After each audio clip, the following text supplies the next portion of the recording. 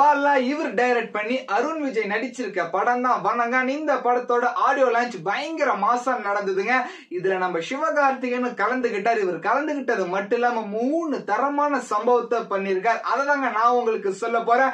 இதுல தேர்ட் பிளேஸ்ல இருக்கிறது ஒரு 2-3 வருஷத்துக்கு முன்னாடி போனோம்னா அருண் விஜய், சிவகார்த்திகேயன் இவங்க 2 பேருமே எதிர் துருவமா இருந்தாங்க. நம்ம அருண் விஜய் எல்லாம் சில டைம் வந்து பாத்தீங்கன்னா ஒரு ட்வீட் எல்லாம் பண்ணி அது பயங்கர வைரலா போய் அருண் விஜய்க்கு சிவகார்த்திகேயனை பிடிக்காதா, தாக்குறார் அப்படின்ற மாதிரி எல்லாம் பயங்கர ரூமர்ஸ் எல்லாம் வந்தது. அதுக்கெல்லாம் முற்றுப்புள்ளி வைக்கிற மாதிரி நம்ம சிவகார்த்திகேயன் இந்த ஆடியோ லான்ச்ல அருண் விஜய் அண்ணா தான் இந்த ஃபங்க்ஷன்ல நீ கண்டிப்பா கலந்துக்கணும் தம்பி, கட்டாயம் வரணும் அப்படின்னு இன்வைட் பண்ணாரு.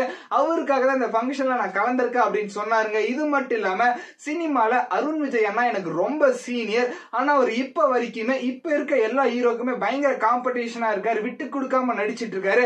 அதுதாங்க அவரோட சக்சஸ் அப்படின்னு சொல்லியிருக்காருங்க. நம்பர் 2 என்ன அப்படின்னு பாத்தீங்கன்னா இவருக்கு ஒரு 14 வயசு இருக்குமாங்க. அப்ப சேது படம் ரிலீஸ் ஆச்சு. அந்த படம் வந்து பாத்தீங்கன்னா இவரை பயங்கரமா தாக்குச்சாங்க.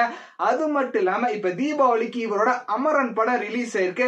இந்த படத்தோட கிளைமேக்ஸ் வந்து பாத்தீங்கன்னா ஒரு நெகட்டிவிட்டியா இருக்குங்க. இந்த மாதிரி கிளைமேக்ஸ் வச்சு நீங்க படத்தை தீபாவளிக்கு ரிலீஸ் பண்ணா கண்டிப்பா அந்த படம் ஓடாது அப்படின்னு எல்லாருமே சொல்லி கன்ஃபியூஷன் பண்ணாங்களா. அப்ப இவருக்கு மைண்டுக்கு என்ன வந்ததுன்னு பாத்தீங்கன்னா நம்ம பாலா சார், விக்ரம் அண்ட் சூர்யா இவங்க 2 பேர்த்தையும் வச்சு டைரக்ட் பண்ண படம் தான் பிதா மகன். இந்த படத்தோட கிளைமேக்ஸ்ல நம்ம சூர்யா சார் செத்துருவாருங்க. படம் வந்து பாத்தீங்கன்னா நெகட்டிவிட்டியா இருக்கும். ஆனா படம் தீபாவளிக்கு ரிலீஸ் ஆகி பட்டி தொட்டியெல்லாம் பட்டையை கிளப்பிச்சுங்க. அதை மைண்ட்ல வச்சு அமரன் படத்தை ரிலீஸ் பண்ணாங்களா. அந்த படம் இப்ப ரிலீஸ் ஆகி வசூல்ல சும்மா கலெக்ஷன் பண்ணிட்டு இருக்கு.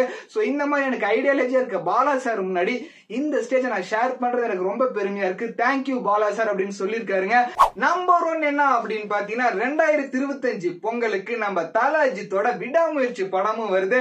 அதே டைம்ல பாலா சாரோட வணங்கான் படமும் ரிலீஸ் ஆக போது. இந்த 2 படமும் வரட்டும். இந்த 2 படத்தோட இங்கிலீஷ் டைட்டில் என்ன அப்படின்னு பாத்தீங்கன்னா விடாமுயற்சிக்கும் வி, வணங்கானுக்கு வி அப்படின்னாவே வெற்றி தாங்க அப்படின்னு நம்ம சிவகார்த்திகேயன் சொன்ன உடனே அங்க இருந்த எல்லாருமே பயங்கரமா கத்த ஆரம்பிச்சுட்டாங்க. சோ சிவகார்த்திகேயன் இந்த பக்கமும் நிக்காம இந்த பக்கம் நிக்காம சென்டர்ல ஒரு கோலை போட்டு போய்கிட்டே இருந்தாருங்க. சோ இந்த 2 படமும் 2025ல ரிலீஸ் ஆகி தமிழ் சினிமாவோட பிளாக் பஸ்டர் ஆரம்பிக்கணும் அப்படின்னு சொல்லி வாழ்த்துக்கள் அப்படின்னு சொல்லிட்டு ஸ்பீச்சை முடிச்சிட்டாருங்க. இந்த அடையாளத்துல சைலண்டா வந்து சம்பவம் பண்ணிட்டு போயிட்டாரு. இந்த சம்பவம் உங்களுக்கு பிடிச்சது அப்படின்னா இந்த வீடியோக்கு ஒரு லைக்க போட்டுருங்க. இதே மாதிரி நிறைய வீடியோஸ் பார்க்கணும் நம்ம பேஜை ஃபாலோ பண்ணிருங்க. பட்